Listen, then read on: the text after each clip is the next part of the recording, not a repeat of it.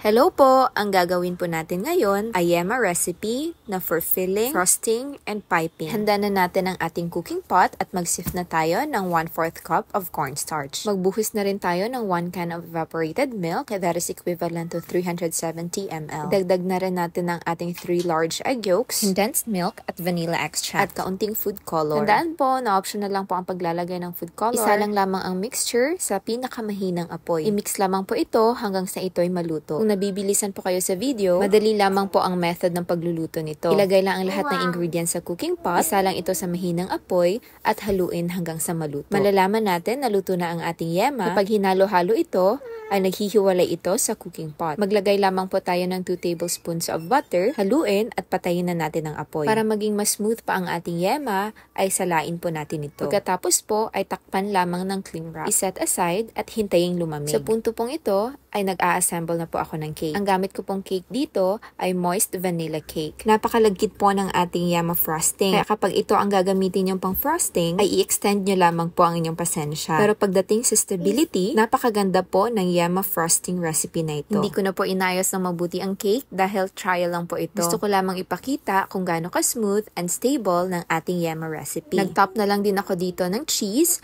para mabalance po ang sweetness ng ating yema. At ito na po ang final look ng ating yema cake.